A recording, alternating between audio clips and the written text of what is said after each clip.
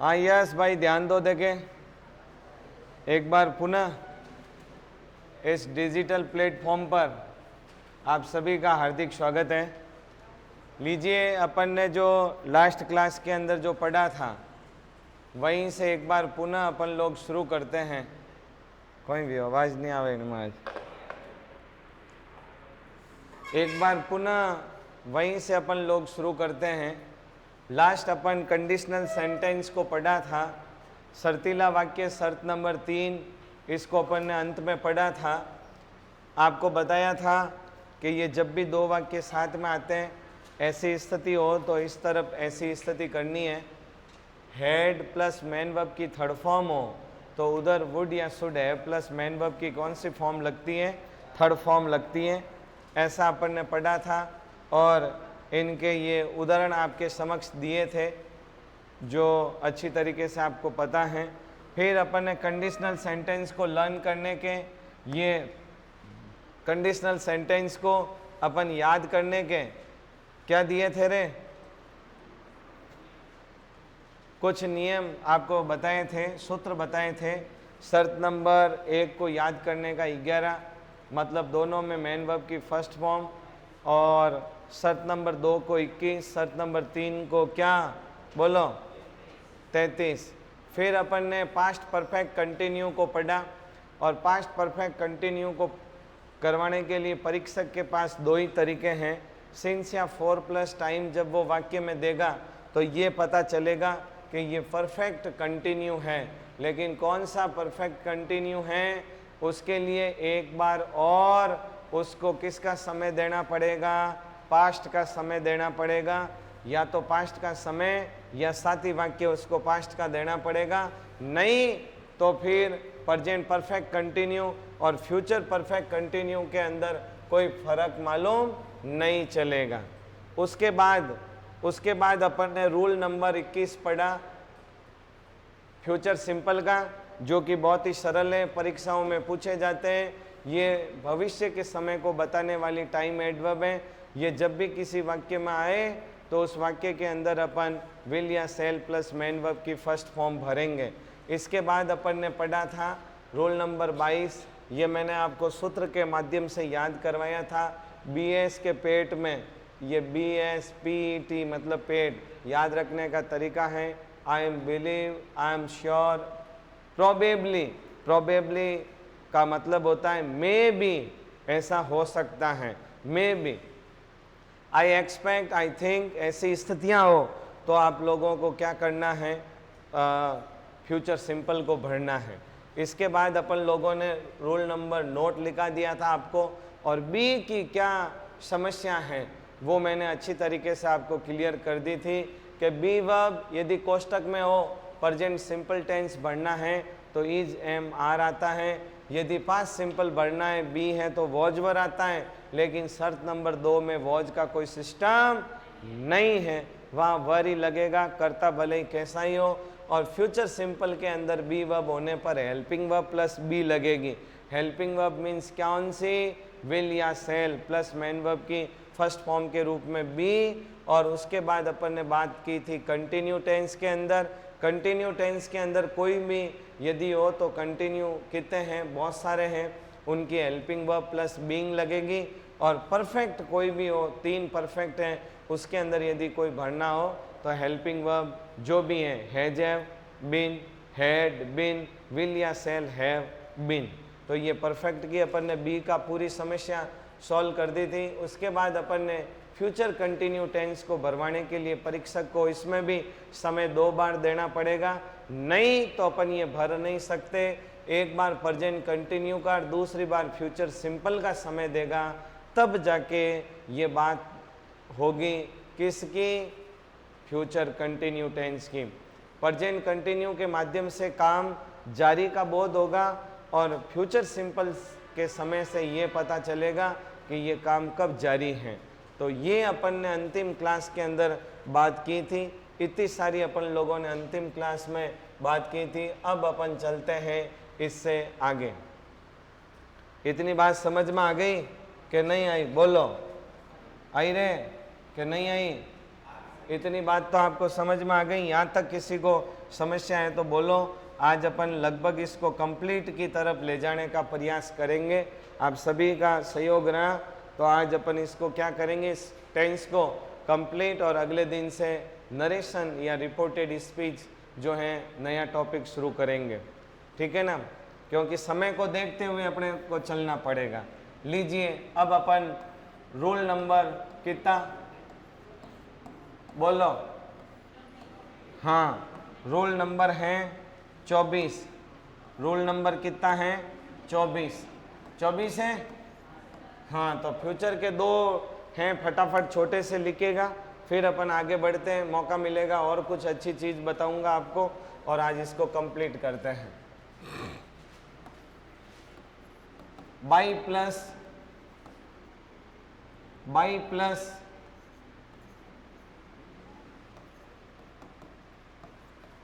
Future simple का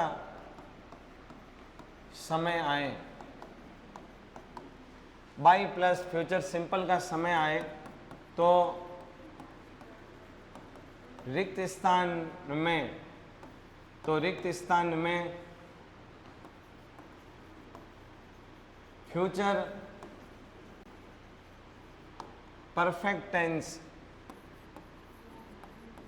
मतलब क्या, विल या सेल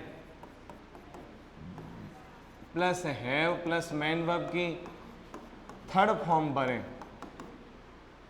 बहुत ही सरल है, इसमें कोई दिक्कत नहीं है। ये लो साहब, सीधी सी बात है।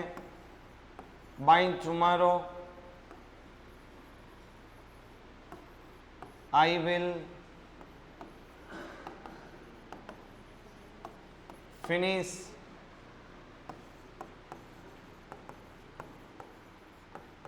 This topic.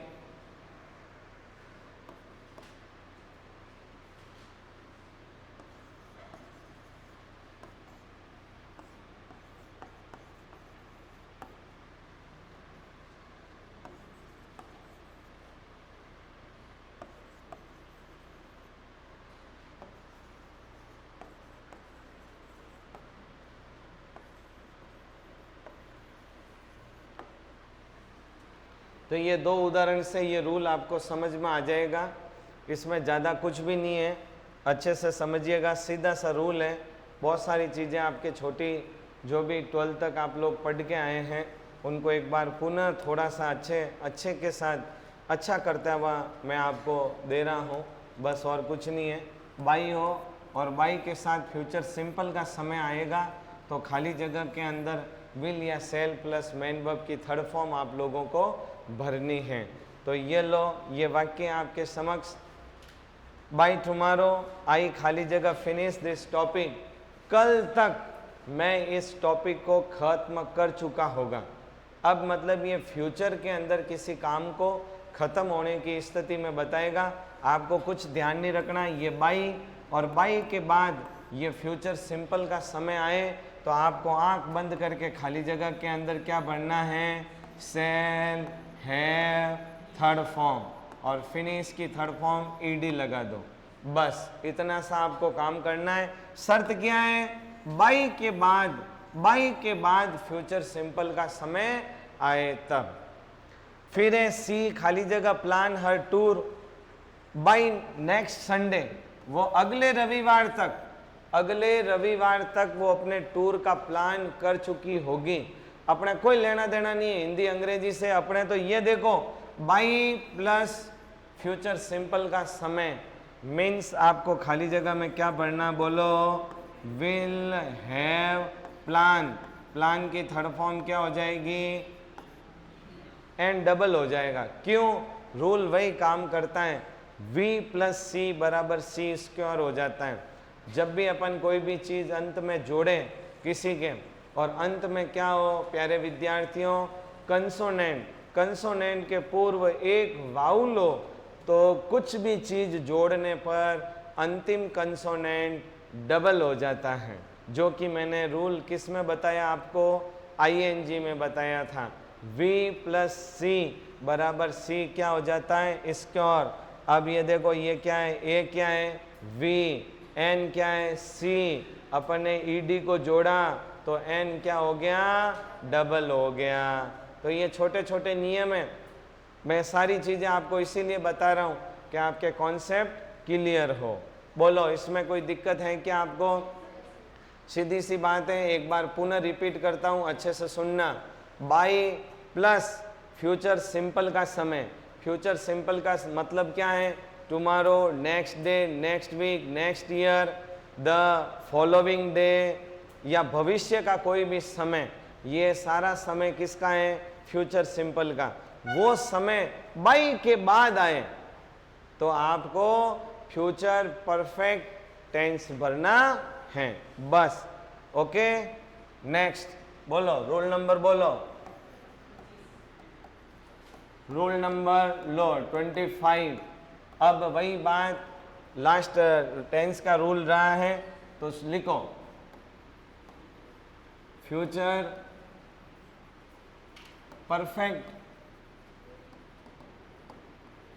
कॉन्टिन्यूअस टेंस को भरवाने के लिए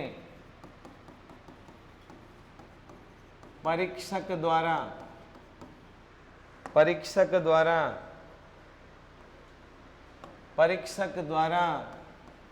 समय 2 बार दिया जाएगा। समय 2 बार दिया जाएगा। समय कितनी बार दिया जाएगा? 2 बार। कैसे रे? एक बार तो दिया जाएगा, कौन सा? सिंस या फॉर प्लस टाइम। इससे हमें पता चल जाएगा कि ये परफेक्ट कंटिन्यू है। लेकिन कौन सा परफेक्ट कंटिन्यू? इसके लिए मुझे समय एक बार और देना पड़ेगा, और वो देना पड़ेगा किसका रे भाइयों? फ्यूचर सिंपल का समय देना पड़ेगा। किसका देना पड़ेगा? फ्यूचर सिंपल का समय देना पड़ेगा। तब अपन लोग कौन सा टेंस भरेंगे? Future perfect continue. क्या भरना है फ्यूचर परफेक्ट कंटिन्यू के अंदर?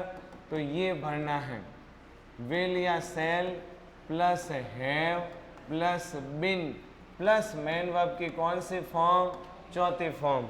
ये अपन को भरनी है। और ये लो आपके समक्ष क्या है? उदाहरण।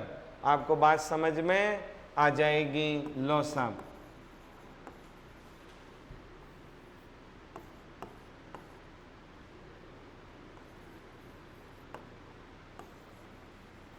नेक्स्ट डे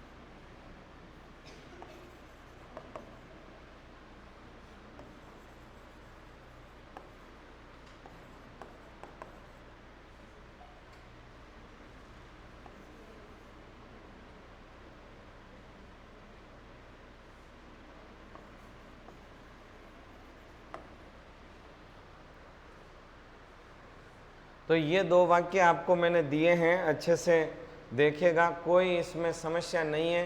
तीनों के अंदर मैंने आपका जो क्लियर कर दिया, ये कंफ्यूज था, बहुत सारी चीज़ें आपके माइंड के अंदर जो कंफ्यूज थी, वो सारी चीज़ें आपके, मैं समझता हूँ कि क्लियर हो गई होगी। और कैसे, तो वो अच्छे से सुनिएगा। मैंने 3 आपको प्यारे विद्यार्थियों 3 परफेक्ट कंटिन्यू मैंने आपको बताए हैं। प्रेजेंट का बताया, पास्ट का बताया, फ्यूचर का बताया। तीनों के अंदर सिर्फ यदि सिंस और फॉर आए, सिर्फ सिंस या फॉर प्लस टाइम आए, तो आपको कहाँ जाना है? प्रेजेंट परफेक्ट में जाना है, प्रेजेंट परफेक्ट कंटिन्यू में। लेकिन ये बात तीनों में कॉमन है, ये बात तीनों में क्या है, कॉमन है। यदि एक बार आए प्रेजेंट परफेक्ट कंटिन्यू में जाना है, दूसरे में आएगा तो साथ में पास्ट का समय आएगा, तीसरे में आएगा तो फ्यूचर का समय आएगा, अन्यथा और उसके पास कोई ऑप्शन नहीं है। तो ये तीनों के अंदर ये अंतर है, इसको समझने का, यही इनके अंदर तीनों में अंतर है। बाकी अपन लोग पढ़ते हैं कि सिंस 4 आए, तो तीनों के अंदर अंतर जो था ये मैंने आपको अच्छे से बता दिया कि फ्यूचर परफेक्ट कंटिन्यू टेंस को भी भरवाने के लिए एग्जामिनर आपको समय कितनी बार देगा, 2 बार समय देगा। सिंस 4 प्लस टाइम, इससे तो पता चलेगा कि ये परफेक्ट कंटिन्यू है, लेकिन कौन सा परफेक्ट कंटिन्यू है इसके पता करने के लिए उसको अपन को एक बार और समय देना पड़ेगा, तब अपनी बात उस क्या होगी, क्लियर। अन्यथा अपने समझ नहीं पाएंगे कि वो कब की बात कर रहा है। तो इसके अंदर वो देखो, सबसे पहले तो ये 4 टाइम दिया, 4 टाइम से पता चला कि ये परफेक्ट कंटिन्यू है, लेकिन ये नेक्स्ट डे देने से ये पता चल गया कि ये परफेक्ट कंटिन्यू फ्यूचर का है। यहाँ पर मैं यदि यस्टरडे देता तो ये पास्ट का होता, बस इतना सही अंतर है। और फिर ये बात लो, इसके अंदर मैंने ये सिंस मार्च दिया, समय दिया, और इसके अंदर ये साथ में फ्यूचर का समय दे दिया, तो ये बात क्लियर हो गई कि मैं बात कब की कर रहा हूँ, कब की कर रहा हूँ, फ्यूचर की बात कर रहा हूँ। तो इस प्रकार आपको क्या करना है, खाली जगह में शैल हैव बीन और विजिटिंग, क्या लिखना है, विजिटिंग। और ऐसे का ऐसा ही इसमें क्या लिखना है, will have been, will have been completing. तो इस प्रकार से आपको ये मतलब फ्यूचर तक के टेंसों को अपन लोगों ने कंप्लीट कर दिए हैं, और रूल लगभग 25 हो गए। 2-3 रूल और बताऊंगा और उसके बाद ये अपना टॉपिक आज इसको कंप्लीट करने का प्रयास करेंगे।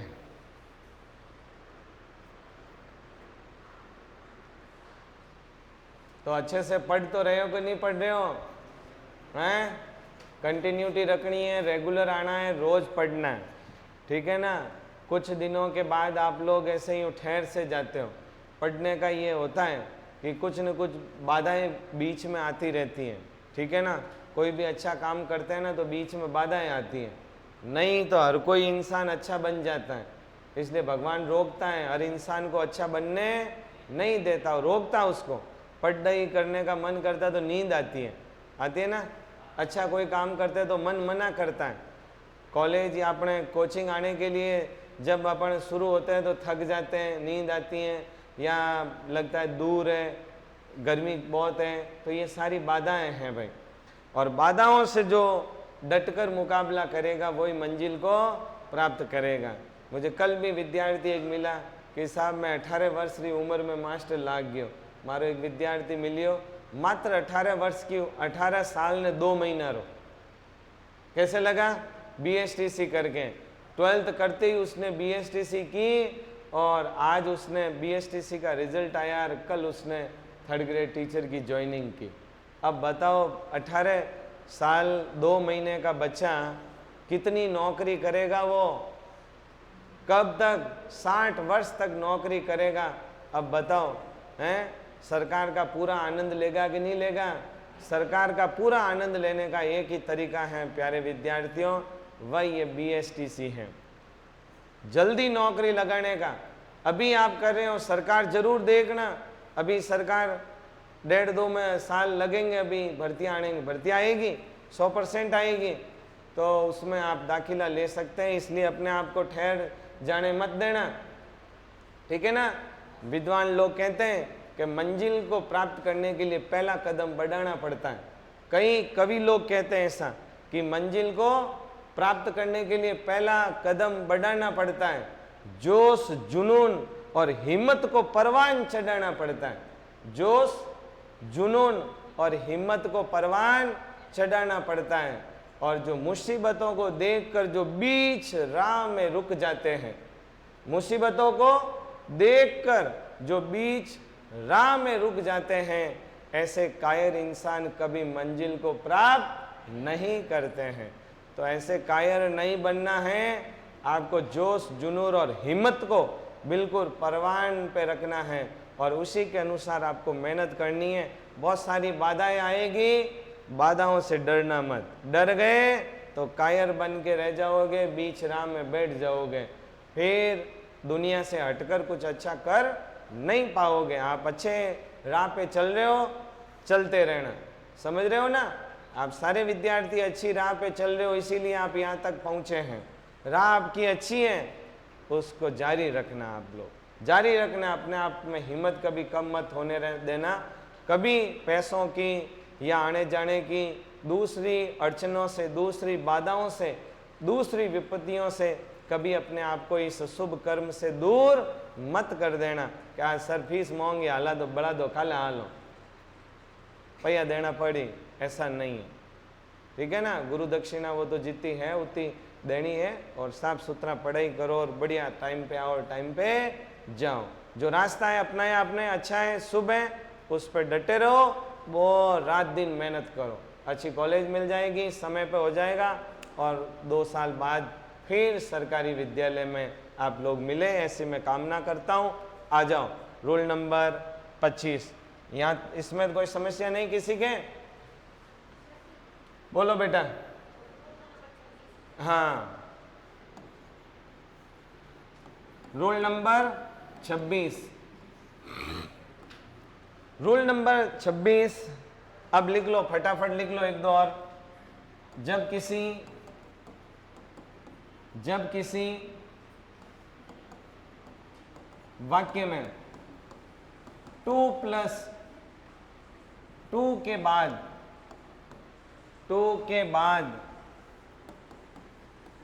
बाद रिक्त स्थान आए, तो उस रिक्त स्थान में क्या भरते हैं? उस रिक्त स्थान में क्या भरते हैं? मेन वर्ब की फर्स्ट फॉर्म।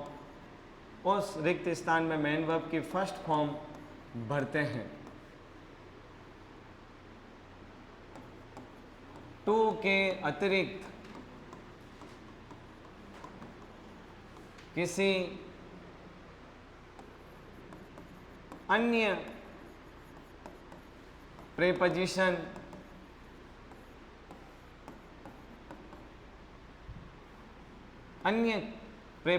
के बाद, अन्य किसी 2 के अतिरिक्त किसी अन्य प्रीपोजिशन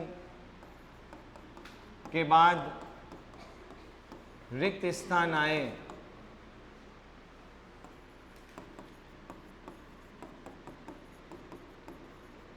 तो उसमें मेन वर्ब की चौथी form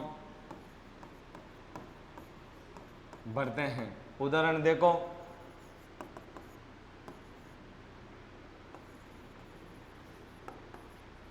I wants to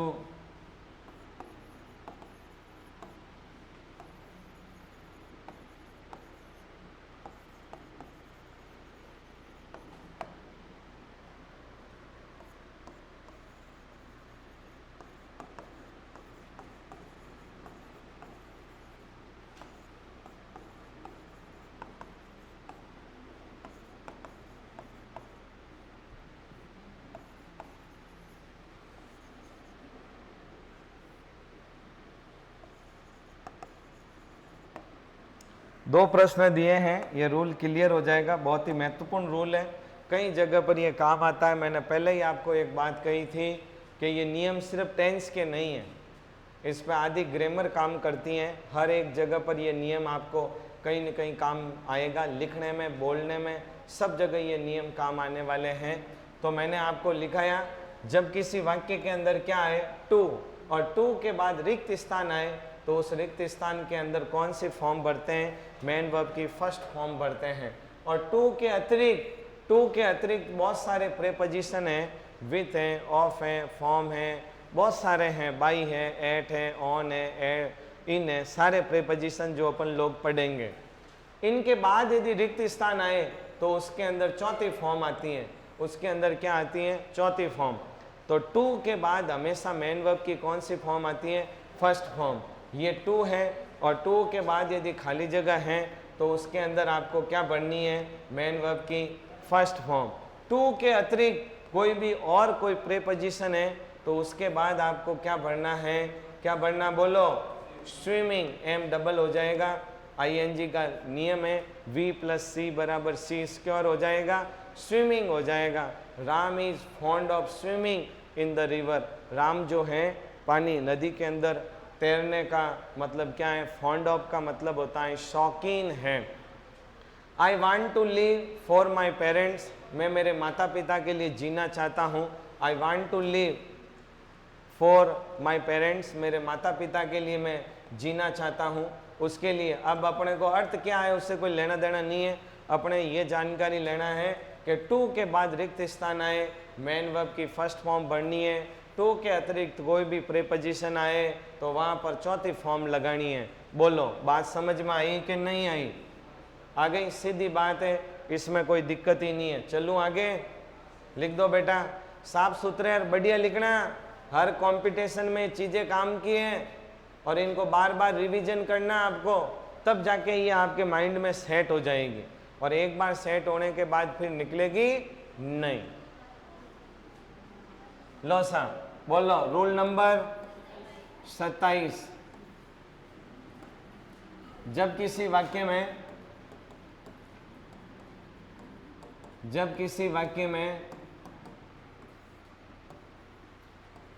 had better,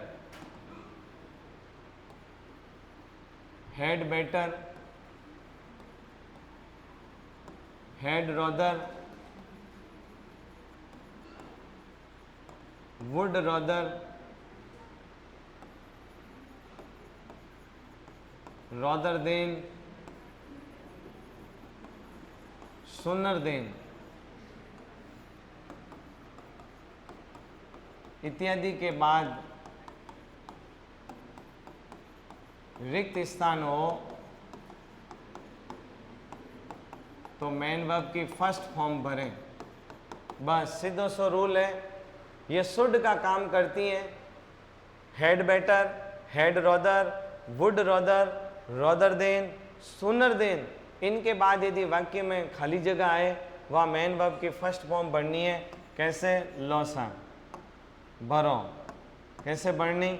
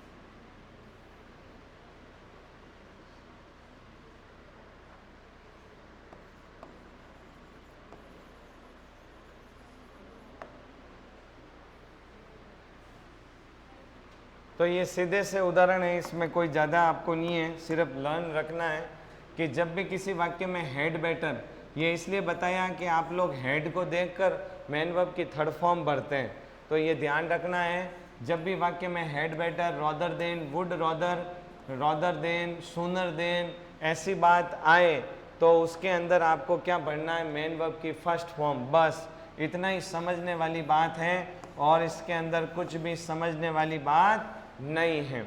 ये तो she would take tea than coffee, ये तो वुड से अच्छा का बोध करवाने वाला वाक्य है, मतलब इसी से संबंधित ये वाक्य है। आपको तो ये 5 चीज़ें याद रखनी है। जब भी किसी वाक्य के अंदर had better, had rather, would rather, rather than, sooner than के बाद खाली जगह आ जाए तो उसमें आपको मेन वर्ब की फर्स्ट फॉर्म पढ़नी है। ये आपके परीक्षा में करेक्शन के लिए आ सकती हैं, मतलब स्पॉट एरर के लिए आ सकती हैं। ये वाक्य दे दिया और मैं यहाँ पर थर्ड फॉर्म भर दी गोन, और फिर मैंने कहा गलती निकालो, फिर मैंने आपको क्या कहा, गलती निकालो। तो पढ़ा हुआ होगा तो गलती निकालोगे, नहीं तो गलती कैसे निकालोगे। तो ये पता चल गया कि हेड बेटर के साथ थर्ड फॉर्म नहीं फर्स्ट फॉर्म लगती है। बस यही सीखने वाली बात है। काफ़ी चीज़ें मैंने आपको बता दी, एक दो चीज़ और बताऊंगा। बोलो, रोल नंबर है 28। अब सुनो, एक ऐसा नियम है पैसिव वॉइस का, वो पैसिव वॉइस का भी टेंस में ही आता है, वो भी इधर आपको बता दूं ताकि आपकी समस्या क्या हो जाएगी, ख़त्म हो जाएगी समस्या। वो नहीं करेगा, ऐसा वाक्य आएगा तो आप लोग कैसे करेंगे वो भी देख लो। जब किसी वाक्य में क्रिया को करने वाला कर्ता अपने स्थान पर न हो, उसके स्थान पर कर्म हो, तो ऐसे वाक्य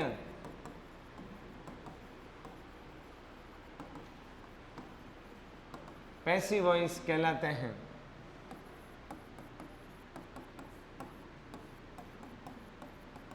जैसे तो पैसिव वॉइस कहलाते हैं। पैसिव वॉइस 12 टेंस हैं, 12 टेंस में से 8 टेंस के पैसिव वॉइस बनते हैं। तो आपको ये नियम याद होने चाहिए। लिखो, नंबर 1 लिख दो,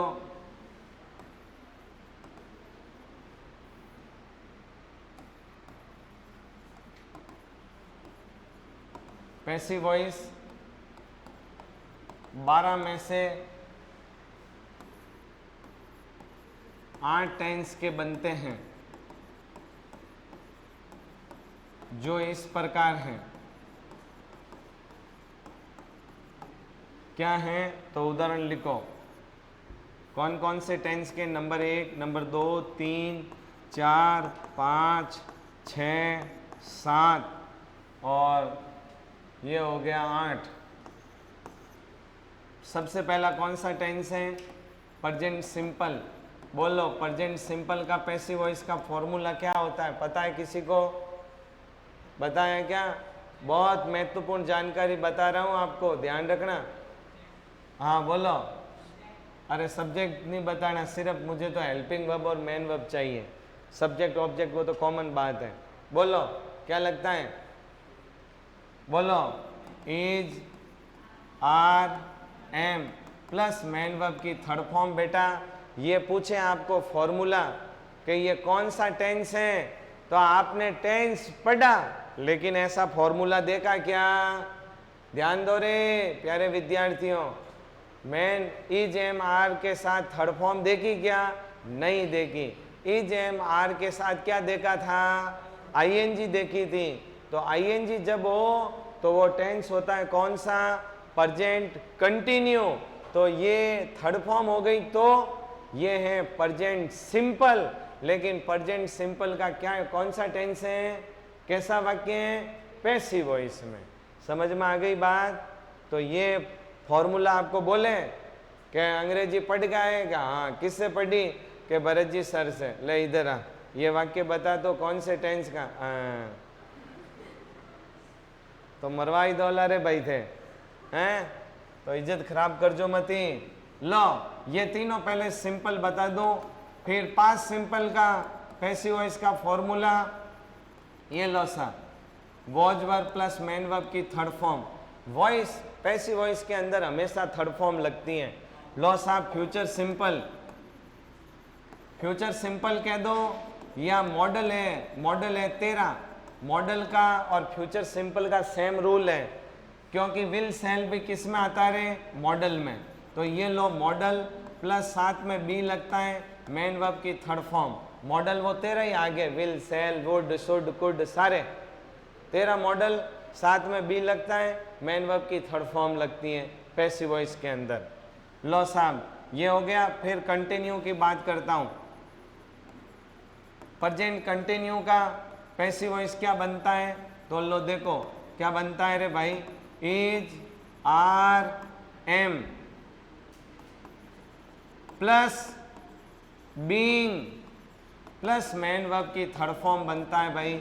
और देखो प्रेजेंट सिंपल में प्रेजेंट कंटिन्यू में सिर्फ बीइंग रो अंतर है, बाकी सेम फॉर्मूलो। ऐसा का ऐसा पास्ट कंटिन्यू, पास्ट कंटिन्यू का क्या बनता है, पास्ट कंटिन्यू का तो ये लो सा was were plus being plus main verb की थर्ड फॉर्म। अब लो फ्यूचर कंटिन्यू का पैसिव वॉइस बनता नहीं है। तो फिर अब रहे तीन perfect, present perfect, past perfect, future perfect. ये तीनों परफेक्ट बहुत सरल है। परफेक्ट के अंदर पहले में क्या लगता है, हैज या हैव, सिर्फ इसमें लगेगा बिन, और थर्ड फॉर्म परफेक्ट में लगती है ही। इसमें भी had plus been plus main verb की थर्ड फॉर्म। इसमें क्या लगता है, विल या shall plus have plus been plus main verb की थर्ड फॉर्म। तो ये 8 टेंस के पैसिव वॉइस फॉर्मूले बनते हैं। अब आपको इसमें से कोई भी पूछ ले रहे बताइए कौन सा टेंस है, तो टेंस तो पढ़ियो सा, लेकिन ये चीज़ों पढ़ी नहीं, क्योंकि ये पैसिव वॉइस के अंदर एक टॉपिक है अलग से, उसमें पढ़ाया जाता है। लेकिन ये आपके टेंस से कनेक्टेड है, इसलिए ये मैंने आपको रूल नंबर 28 करके लिखा दिया। परीक्षा में कैसे पूछा जाता है ये भी अभी ऑप्शन दे के आपको बताऊंगा, और ये 8 फॉर्मूले आपको याद होने चाहिए। अब 12 में से कितने टेंस के बनते हैं, 8 के। कितनों के नहीं बनते, 4 के। कौन कौन से, एक तो फ्यूचर कंटिन्यू, और 3 कौन से, present perfect continuous, past perfect continuous, future perfect continuous. इन चारों के बनते नहीं हैं। तो ये है आपका फॉर्मूला। अब आपको याद रखना है भाई, और जब भी आपको पूछा जाए कि ये कौन सा टेंस है, प्रेजेंट सिंपल, ये कौन सा टेंस है, पास्ट सिंपल, ये कौन सा टेंस है, तो ये फ्यूचर सिंपल का मतलब टेंस तो है, साथ में बोलना है पैसिव वॉइस है उनका। ये कौन सा है, ये प्रेजेंट कंटिन्यू है, प्रेजेंट कंटिन्यू का पैसिव वॉइस है। और पैसिव वॉइस का नियम है क्या है, सब में बेटा क्या लगती है, थर्ड फॉर्म। थर्ड फॉर्म के बिना पैसिव वॉइस बनता नहीं है। बस यही इसके अंदर विशेष बात है। अब परीक्षा में कैसे आता है, कैसे आपको काम में लेना है, 8 नियम है याद रखने हैं। और पैसिव वॉइस किसे कहते हैं ये आपको बता दिया। जब किसी वाक्य की क्रिया को, जब किसी वाक्य की क्रिया को करने वाला कर्ता, हमेशा काम कौन करता है, कर्ता करता है, इसलिए उसका नाम है कर्ता सब्जेक्ट। अपने स्थान पर न करने वाला कर्ता अपने स्थान पर न हो, उसके स्थान पर कर्म हो, मतलब कर्ता न हो और उसके स्थान पर क्या हो, उसके स्थान पर कर्म हो। कर्ता के स्थान पर कौन हो रे भाई, कर्म। ऐसे वाक्य पैसिव वॉइस कहलाते हैं। जैसे कैसे, अभी उदाहरण दूंगा तब आपको बात समझ में आ जाएगी। चलो तो ये लो, ये उदाहरण,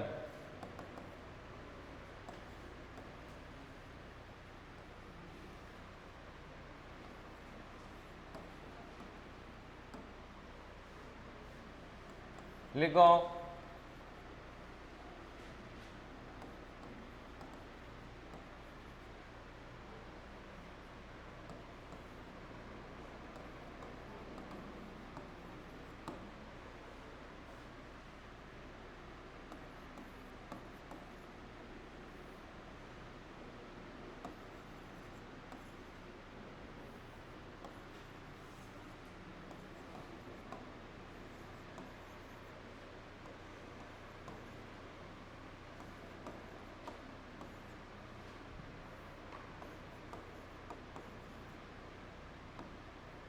अब आपको ऐसा वाक्य खाली जगह में भरने के लिए परीक्षा में आए कि रावण खाली जगह बाई राम, ठीक है।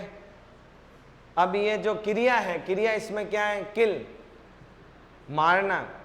इस मारना क्रिया को क्या रावण करता है क्या? मारना जो है वो है राम। रावण किल राम, क्या रावण राम को मारता है क्या? नहीं, मारता कौन है? राम मारता है। मतलब इस क्रिया को करने वाला कर्ता अपने स्थान पर नहीं है, उसके स्थान पर कौन है? कर्म है। काम को नहीं, जो नहीं कर रहा है वो है। और आपके पास 4 ऑप्शन है, अब बढ़ना है। कैसे बढ़ना? लो वाक्य को पढ़ो, कौन से टेंस का है? पास्ट का। ये वाक्य आपने पढ़ा और आपको पता चला कि ये टेंस है पास्ट। अब पास्ट टेंस मतलब कोई भी पास्ट की घटना किस में आती है? सिंपल के अंदर आती है। बस सीधा सा उत्तर पास्ट सिंपल का लो। ये है किल। ये कब होता? जब ऐसा वाक्य होता, राम खाली जगह रावण। फिर आपको यदि कोष्टक में दिया होता किल, तो इसमें आप क्या भरते रे? किल सेकेंड फॉर्म भरते। क्योंकि इस क्रिया को करने वाला कौन है? राम अपने स्थान पर है, तो ये पास्ट सिंपल का वाक्य होता। लेकिन क्रिया को करने वाला कर्ता अपने स्थान पर नहीं, मतलब वो वाक्य कैसा है? पैसिव वॉइस में। और पैसिव वॉइस में है तो वाक्य को पढ़कर पता करना है टेंस कौन सा है। वाक्य को पढ़ा, भूतकाल की बात है। भूतकाल किसके द्वारा बताई जाती है? पास्ट सिंपल के द्वारा। पास्ट सिंपल का पैसिव वॉइस बताओ, क्या ये है? नहीं। क्या ये है? नहीं। क्या ये है? नहीं। आंसर क्या होगा? Was kill. Ravana was kill by Ram. Ravana Ram के द्वारा मारा गया। तो ये है भाई पैसिव वॉइस। कौन सा टेंस है? पास्ट सिंपल टेंस पढ़ा, लेकिन ऐसा पढ़ा क्या? नहीं पढ़ा। ये क्या है? पैसिव वॉइस है। समझ में आ गई? लगभग सारी बातें मैंने आपको बता दी।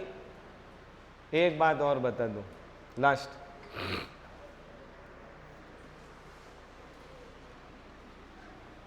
ये बात किसको समझ में नहीं आई अभी तक? सारों को आ गई? कोई दिक्कत नहीं है? अब देखो भाई, अपने कोर्स के अंदर 6 कंटिन्यू टेंस हैं। ये तो कोई अलग से भले नोट लगा के लिख दो भले, या कैसे भी। अब एक अलग रूल बता रहा हूँ, चलो लिख लो। रूल ही लिख दो, और क्या। रूल नंबर कितने हैं? 29 हैं। 29 नियम। विष्णु धर्म में कितने नियम हैं? 29। तो 29 से खत्म करेंगे आज, ठीक है। आईएनजी लगाने के हिसाब से, आईएनजी लगाने के हिसाब से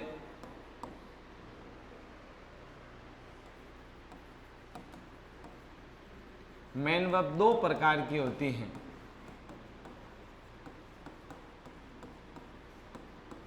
ये मैंने आपको बेसिक से एडवांस तक बताई सारी चीजें इसमें, समझ गए?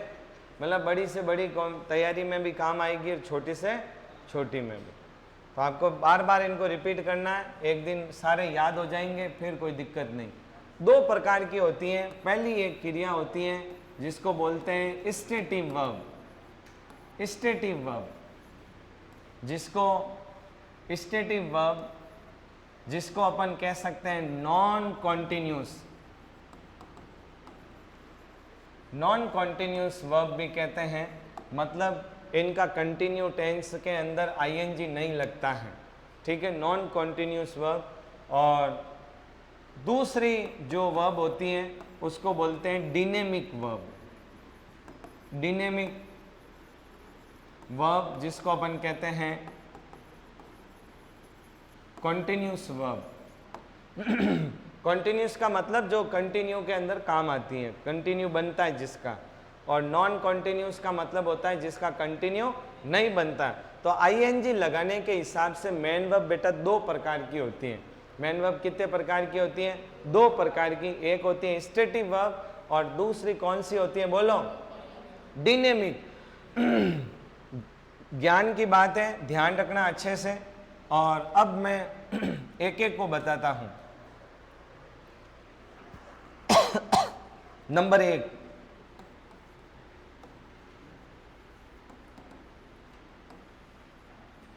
Stative verb. ये कैसी होती हैं ये क्रिया?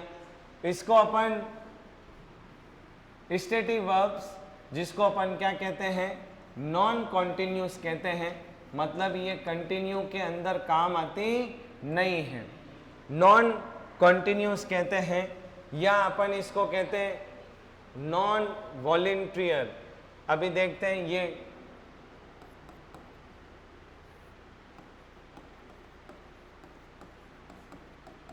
ये क्रियाएं स्थायी होती हैं।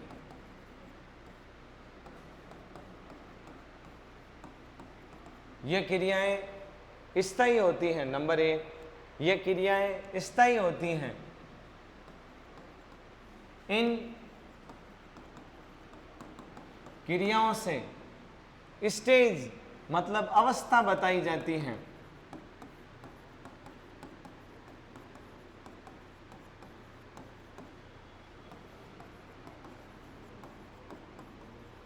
इन क्रियाओं में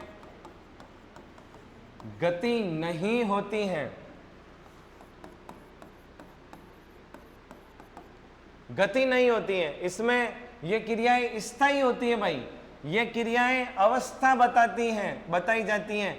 इन क्रियाओं में गति नहीं होती है।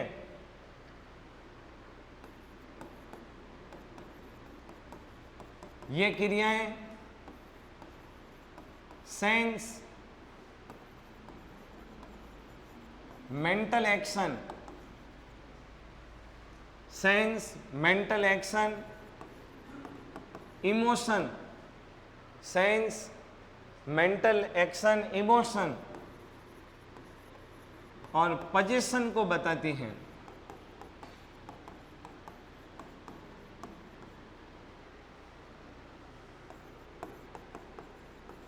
ये क्रियाएं बिना इच्छा के होती हैं।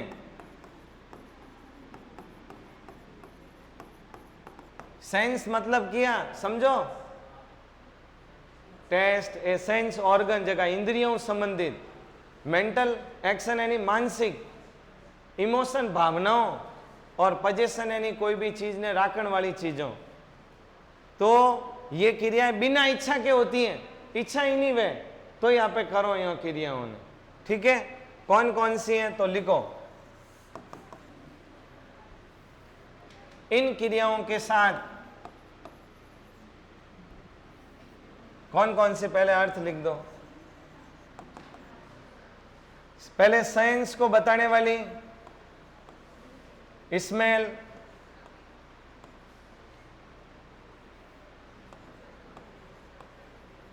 स्मेल, टच, हियर, सी, देखना और बोलो टेस्ट। ये सेंसों संबंधित है, इंद्रियों संबंधित। मेंटल एक्शन या साउंड, ये भी उसी के अंदर आती है। मेंटल एक्शन के अंदर देखो love, hate, desire, now, wish,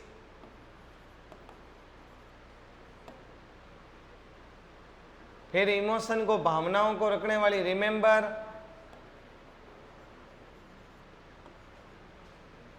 forget भूलना, have,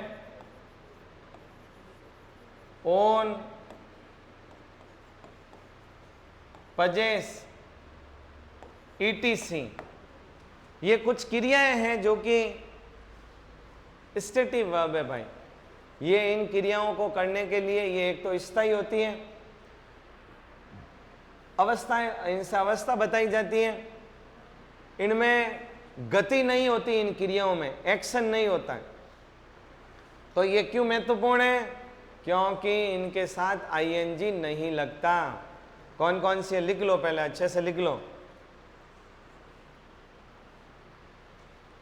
smell, touch, hear, see, taste, love, hate, desire, now, wish, remember, forget, have, own, possess. और भी ये बहुत सारी है, जैसे हियर सुनना, लिख दी ना, कुछ और भी हैं, लेकिन इत्यादि। ये किसको बताती है? क्रियाएं अपने सेंस को बताती हैं, मेंटल एक्शन को बताती हैं, इमोशन भावनाओं को बताती है, और पजेशन यानी किसी चीज को रखने को बताती है।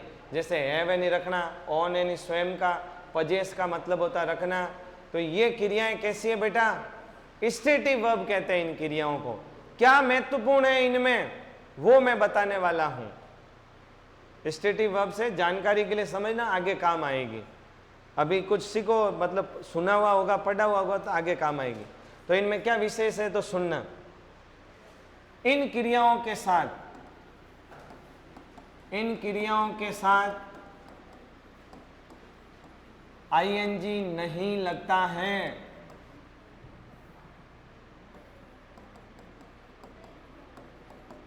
आईएनजी नहीं लगता है, इन क्रियाओं के साथ आईएनजी नहीं लगता है।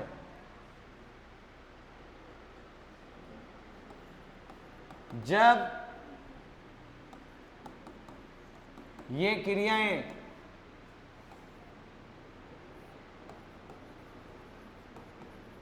टेम्परेरी काम करें तो आईएनजी लगता है।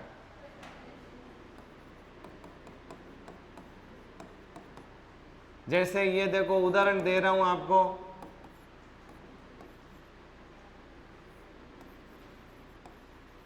आई हैव अ कार, मतलब ये बात कैसी है? परमानेंट है, परमानेंट एक्शन है, परमानेंट है।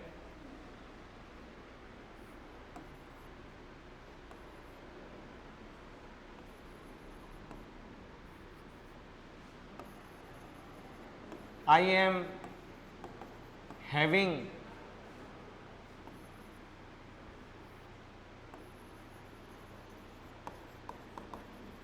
good time, temporary. बस इसको पहले एक बार समझ लो भाई।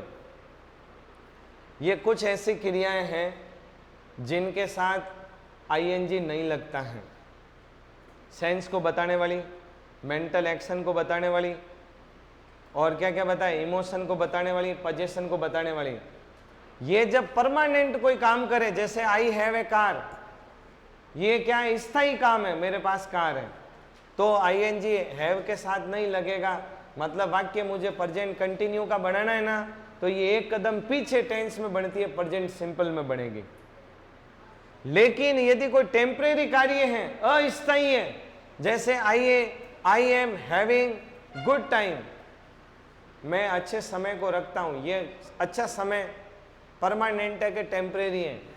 टेम्परेरी। तो इसके लिए इसी हैव के साथ आईएनजी का प्रयोग होगा। बस यही जानकारी की बात है, और कुछ भी नहीं है। आप लोग कहीं पढ़ोगे, ये आपके मतलब इतनी ज़्यादा काम आने वाली नहीं है, लेकिन जानकारी की बात है कि परमानेंट कोई एक्शन है, नहीं लगेगा आईएनजी, टेम्परेरी कोई काम है तो लगेगा। जैसे एक उदाहरण और दे रहा हूं, आई हियर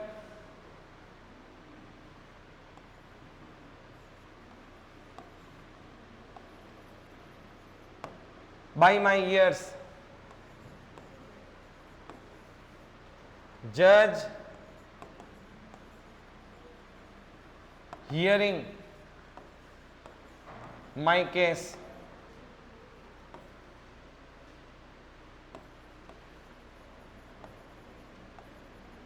ये परमानेंट एक्शन, ये temporary action. I hear my years, मैं मेरे कानों से सुनता हूं, परमानेंट है। जज इज हियरिंग माई केस, जज मेरे केस की हियरिंग कर रहा है, ये कैसा एक्शन है? टेम्परेरी है। तो इसी हियर के साथ आईएनजी नहीं लगा, इसके साथ लगा। अब परीक्षा में ये कैसे आता है वो सुनो, इतनी बात लिखो पहले, फिर बताता हूं ये परीक्षा में कैसे आता है।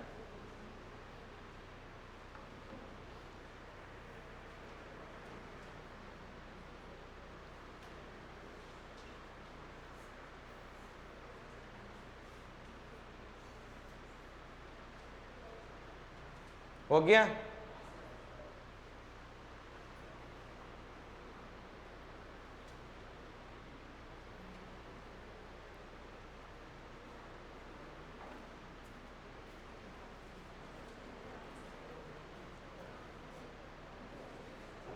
तो ये अपनी देखो थोड़ी सी बात है ना, 5 मिनट की रह गई है, तो ये अपन नेक्स्ट क्लास में करेंगे और कल नया टॉपिक शुरू करेंगे। 5 मिनट की अपने शेष रह गई है बात, जो इसको अपन लोग कल नेक्स्ट क्लास के अंदर करेंगे। स्टेटिव वर्ब लगभग क्या है इसका थोड़ा 5 मिनट देना पड़ेगा, नहीं आपको क्लियर होगी नहीं, ठीक है ना।